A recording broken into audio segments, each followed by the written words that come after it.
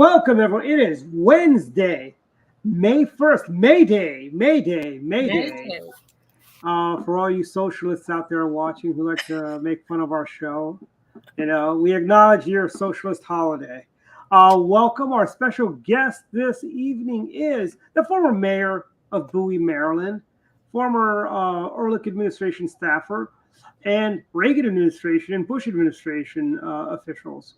Welcome, Audrey Scott, and our guests tonight, our hosts tonight are Mark Unkelfer and Jackie Saxton. Take it away, guys. Thanks, Dwight, and thank you, Audrey, for joining us.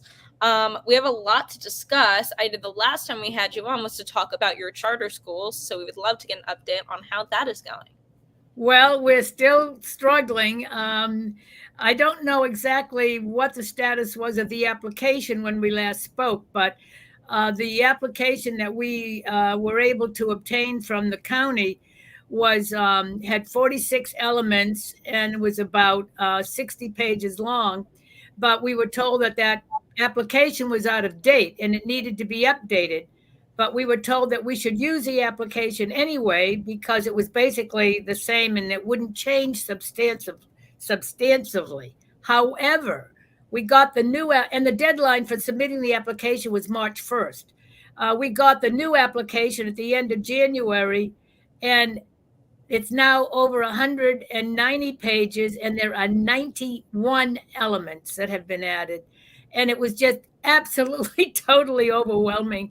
So we had to write a letter and say that we are asking for a 1-year extension so that we can do it, submit our application next March 1st. It was very, very disappointing. Very, very frustrating. And the new application is just totally overwhelming. And it's almost like they want to disincentivize you from doing it. Oh, do you think so, Jackie? Gee whiz. I never crossed my mind. Yeah, you're right. It is a challenge, I'll tell you, but I've always loved a challenge, but this is a little beyond my expectation. So that's the status. We have a group of wonderful, wonderful people who have come to the forefront and volunteered, and we're going to get there. But it's, as I say, it's a struggle. Anyway, but thanks for asking. Yeah, can you elaborate a little bit? We talked about this before, about the philosophy of the school, the charter school that you guys are trying to set up. Well, I have no children in public school right now, of course. And so I have grandchildren in school, but I don't have any of them in public school here in Maryland. And anyway, when I read the proficiency scores, it just wiped me out. It's just totally unacceptable. Where not even half, and this is Queen Anne County. I'm not talking about Baltimore County or Baltimore City or Prince George's or Montgomery County. I'm talking about Queen Anne County, where not even half of the students are reading or doing math at grade level. And that's unacceptable. The other thing is this statistic will really shake your boots, and that is China, Russia, and the United States have always shared 1, 2, and 3 place as far as worldwide. They call it academic achievement. And they do that, and every year they give out the numbers. Last year, 2023, the United States was 37th. Wow. 37th. Our education system has been so dumbed down and has been going on for so long, 10, 20 years, when it started, and it's just gotten to the point where our children are not being educated. A philosophy of a charter school, what I did is I did a whole lot of research to find out were there any schools where children were reading and doing math at grade level. And yes, of course, some of the private schools meet those standards, but parents are working 2 and 3 jobs to send their children to private school to get an education.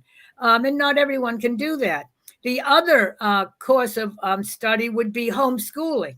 The homeschoolers are reading and doing math at grade level. And the other one is the classical charter school. Classical charter school is part of the regular public school system. We will be in an enhancement to the existing system. So you'd think they would be welcoming us with open arms. Our school proficiency rates would increase and improve their proficiency rates because they all would be counted together. But that's not how the personnel with the public school and the unions don't see it that way. So the charter schools just were really, I got very excited about the charter school and the classical traditional teaching methods using phonics for reading, cursive writing, and the times tables. We have students graduating from high school that can't make change, go to McDonald's, and none of them can write their name because they haven't had cursive. And those are just, all I do is say classical schools, our curriculum will have cursive writing and phonics, and already the parents are saying, when are you going to open? When is this going to happen? And they get so excited about it. So the delay of 1 year has been really frustrating, and it's just something that, they throw up hurdles, and you just have to be better and do a better job and get over it, succeed. We want to succeed. Isn't it really one of the things that parents learned from COVID is they had a chance to see how the educational system was operating because they were more directly exposed to it. And it really, how shall I say, radicalized a lot of parents who became much more alarmed at the state of the public schools. You're exactly right. And Mark, I'm so glad you brought up COVID, because when I give these statistics and I say, to our superintendent and staff, I say, this is unacceptable. And they say, well, it's because of COVID. And I say, well, the charter schools had COVID also. They had the very same challenges that you did, but yet their children are reading at grade level and they're doing grade level math. So you cannot use COVID as an excuse, and just don't let them do it. Yeah. So one of the other main reasons we had you on today is to talk about the legendary Ellen Sowerby. We have her honorary dinner coming up next week. So first off, we wanted to know how you first met Ellen and what your first experience with her was like. Oh, well, I've known her for a very long time, but because of my age, I've known everyone for a very long time. But Ellen especially. And I was looking back because when Dwight asked me to, kind of reflect on our relationship and my friendship with Ellen, my husband was on the Prince George's County Central Committee, the Republican Central Committee, for a long time. And Ellen started out on the Republican Central Committee. And I really think that he probably met her first. I believe very, very, very likely he was the one that introduced me to her. And then when she was elected to the House of Delegates, I got to know her really well, because at that time I was also an elected official. And we just kind of got to know each other. And I also became president of the Maryland Municipal League. And even though, and of course, the delegates, the legislature are very, very involved with the MML and with MACO. So our paths crossed frequently, and we became friends. We just became friends and simpatico. We had so much in common. She was a teacher. I was a teacher.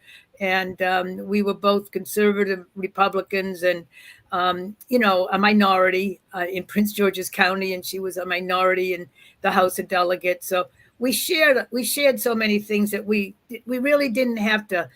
We would finish each other's sentences, because we were so in tune with each other. Now, you were back in, you, of course, were, as Jackie mentioned, were in the Reagan and Bush administrations. Right. But for the 94 campaign, you would have been back in Maryland. What do you remember about that election? The 94 election was something that, for me, I hadn't really planned to run because I had thought that was behind me. I had been mayor for 3 terms. I had been in the administration for 12 years. And 94 came along, and there was a major issue in Prince George's County that impacted Bowie. And I still lived in Bowie at the time. It was a major development called the Turf Farm. And there was a highway, Route 450, that went right past it, and they went down to the county council. And at that time on the county council, even though Bowie was the largest city in the whole county by thousands, we didn't have a representative. Our representative lived in Greenbelt.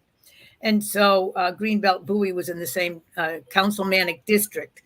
So they got their approval, and they basically didn't answer the page of the question about upgrading the transportation system and the roads that led and served this development of thousands of homes. I mean, 2,000 homes, 1,500 homes, 1,800 homes. I don't remember the exact number, but a massive, massive development on what they call the Bowie Turf Farm on Route 450. So people, because I had been mayor and I had name recognition, I got a lot of encouragement to please run for county council. Bowie needs a representative there. We need someone that can win. We need someone that can beat the green belt. We need someone that can win. And my name recognition was by far the most well known. So, and that, of course, was also, you were running at the same time. You ran for the county council that Ellen was running for governor as well. Exactly. And I'll tell you kind of a good story as it turned out. I won that election substantially. And I was a Republican, running as a Republican, obviously. But the reason I won, and I encourage people when I go out and talk to especially groups of women, young women, and any group, in urging people to get involved and to run for office, because I had been mayor, I was very well known and I had a very positive reputation, hands-on, as most mayors do, because mayor is strictly hands-on. It's, you live there, you see the people in the grocery store, at the school, at PTA, and you're very much a part of the community. And so I call it a hands-on position. So I was so well known that I was able to win as a Republican because people voted for Audrey Scott. They didn't vote for Audrey Scott Republicans per se, but I was able to win. And so once I won, then I ran and was elected for 3 terms. Now, what happened, and I was the only Republican on the county council for those 8 years, and we're term limited. We could only serve for 8 years. But my second term, in 1998, when Ellen ran, her second time, the Democrats didn't put anybody up against me. I had no opposition. I had no opposition in the primary. I had no opposition in the general, which was like, talk about a sweet gift. And I had raised so much money.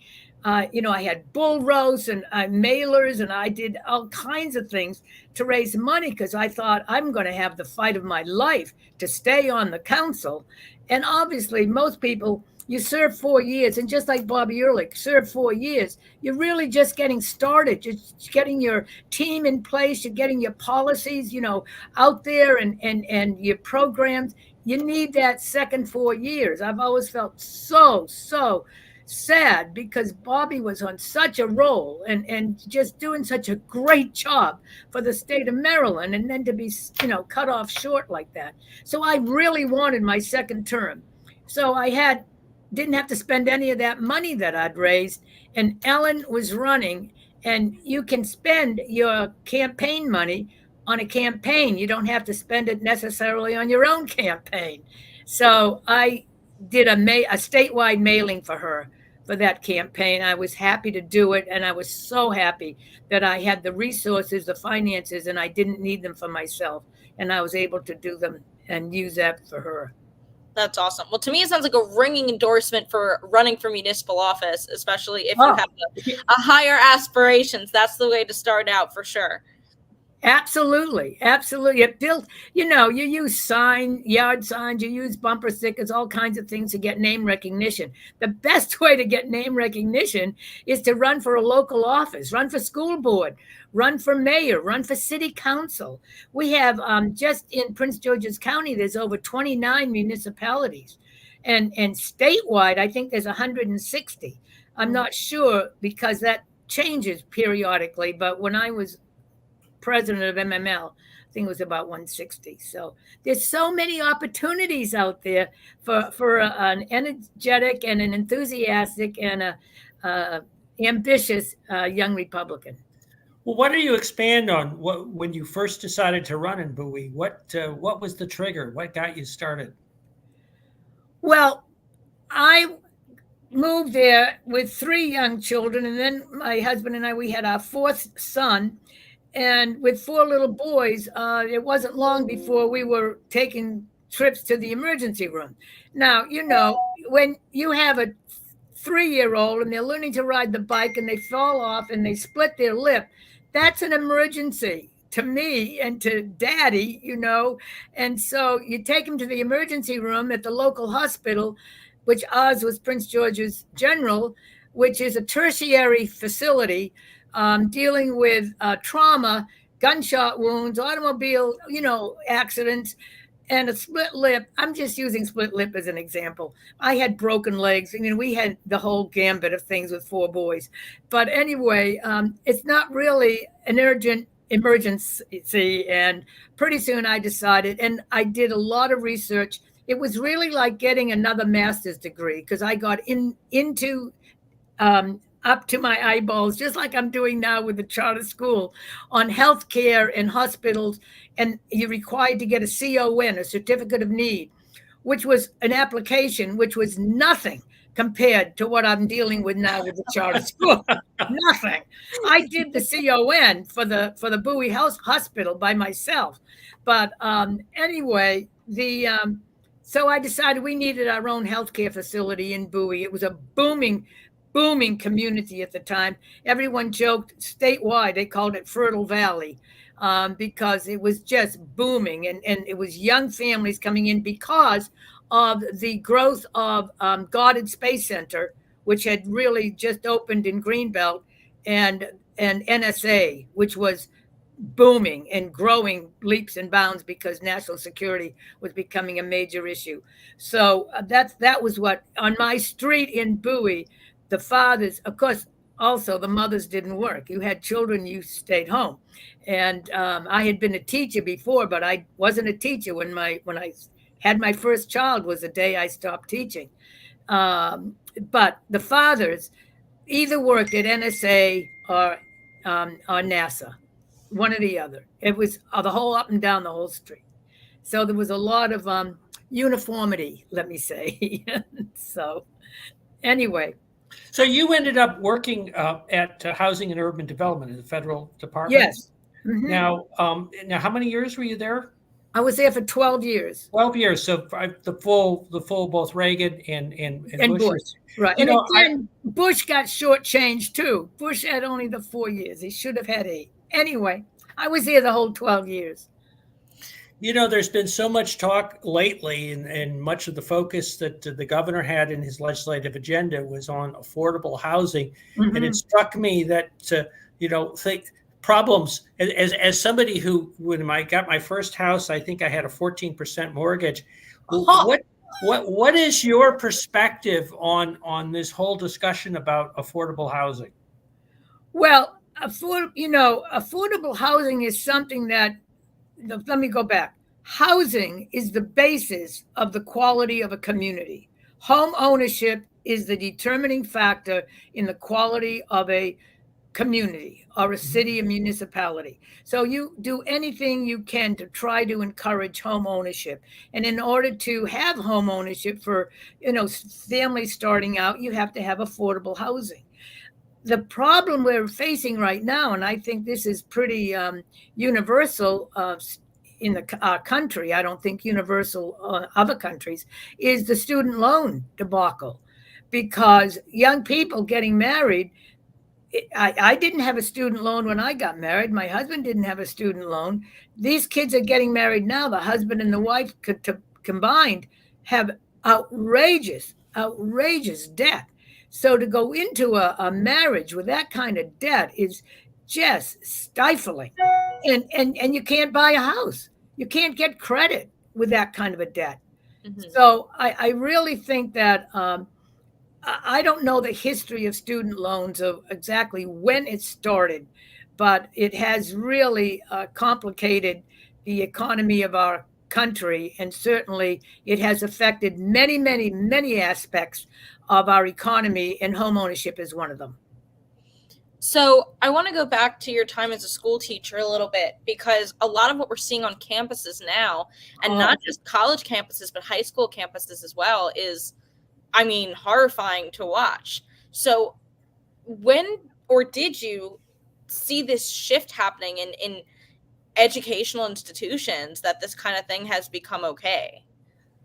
I never saw it, and I probably wouldn't have even predicted it would happen. But if I had really wanted to study it, I think I would have come up with a conclusion that, yes, we are well on our way, because we've got liberal colleges, socialist professors, Marxist studies, and these China, and I know the name of them because I did a study on it, these China programs in Ivy League schools. Oh, the Confucius Institute. Yes, there you go. Thank you. Total blank, a senior moment. The Confucius Institutes should be outlawed. They should absolutely. And if Trump when Trump is our leader again and president of the United States, I'm quite confident that that'll be the end of the Confucius studies and institutes in our colleges. It's outrageous. You know, there's something called freedom of speech, but there's also something called violence and terrorism. And that's what we're experiencing right now. And freedom of speech has nothing to do with what we're seeing on our college campuses and high school campuses right now. It's an interesting point, because so many foreign governments have been subsidizing American schools of higher education, and you know, they say that there's not influence, but it's quite apparent that they have been substantially compromised because of the money that's involved in the positions that they're willing to take. Mark, follow the dollar, follow the money, and you'll get your answer every time. And that's why this could have been predicted. This is why this was predictable, in my humble opinion. As we're coming up towards the close of the show, I want to go back to Ellen for a minute. So this dinner is coming up on Monday. What is your pitch to people who have not bought their ticket yet or who are on the fence? You know, Ellen Sauerbrey is an institution. You read her biography, her experiences and her work with immigrants and with women is just outstanding. It's amazing. And she has dedicated and committed her entire life to the causes for good, for underprivileged, for women especially. And we more than need to recognize her contributions to society and to our world. She's universal. I mean, she's international. And she's had tremendous influence, like in Mongolia and in some of these third world countries, where she has actually influenced the elections to make sure that they're honest and that they're done, you know, in a democratic way, democratic small d. I don't like to even say the word, but anyway, Ellen Sauerbrey is one individual who is above and beyond anyone else, I think, in the state of Maryland. Her experience and her contributions need to be recognized. It's long, long overdue. Yes, we focus obviously on her Maryland background, but she did, of course, serve in the second Bush administration at the State Department as an ambassador, and was very influenced in the policy areas that you're describing. Yes, she was at the UN. She has the title of ambassador. Right. And how many ambassadors do you know? You know, I mean, I'd like her and Jim Gilmore. That's it. All right. Well, but you can go to this dinner and you can shake her hand, and you can have your picture taken with her, and you can say, I had my picture taken with Ellen Sauerbrey. I met Ellen Sauerbrey. So, you know, it's a once in a lifetime opportunity right now. And I'm so proud. I'm so proud to be associated with this dinner and with her life and her legacy. It's just a wonderful opportunity for me and for every Marylander. I mean, that's a pretty good pitch if I've ever heard one. And you can go to the state party's website, mdgop.org, to buy your tickets. I'm sure they will be selling out soon, so don't delay in buying yours and securing your spot. Yeah. And Mark, I guess it's dinner time, right? Well, so I know. So we as we frequently do, we want to talk about Masoni's. Audrey, have you been to Masoni's, or have you heard about it?